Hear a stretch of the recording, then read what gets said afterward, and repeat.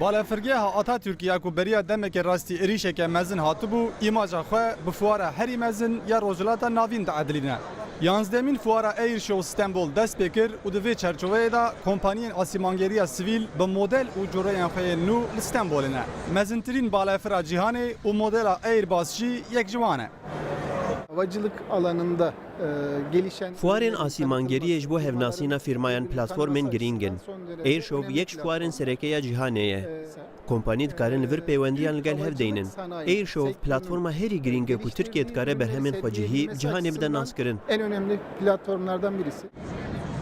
Dîdariya ku ji sala 1996 vir ve û 2 salan carekê tê li darxistin bêyî balafirên ticari, mazûvaniya coreyên sportîv yên ji bo seferên karîgeriye û gelek modelên helîkopteran jî dike. Projeyên sêwirandinê, motorên balafiran, sistemên seyr û sefer û kontrolên balafiran, simülatör û ekîpmanên erdê, sistemên apron û terminalan, ekîpmanên evlehî û entegrasyona balafirgehan û bêhtir hemanên sektorê jî li benda merakdaran in. İçinde bulunduğumuz Him pêvajoyana baş û him jî qeyrana navnetewê bandorê li Air Showê jî dike. Lê dîsa jî beşdariyeke baş heye. Em ê di rojên pêştefê deyên vê fuarê him li welatê xwe, him jî li rojhilata navîn bibînin.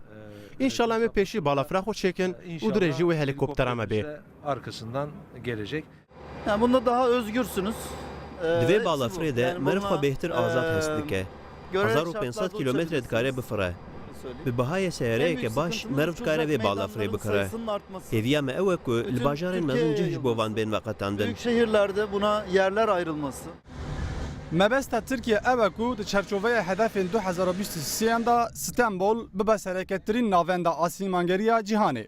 Air Show'a îsal jî di vê çerçeveyê de eleqeyeke mezin ji 162 kompaniyên ji 38 welatan dibîne. Air Show li gorî wê tê sêwirandin da ku pêdiviya bazarên rojhilata navîn û herêma Ewrasyayê bibîne. Yek ji mêvanên vê fuarê yên herî balkêş ew balafir e. Tenê du kes dikarin lê siwar bibin, bi benzînê dixebite û dikare li her derê rabe û dakeve.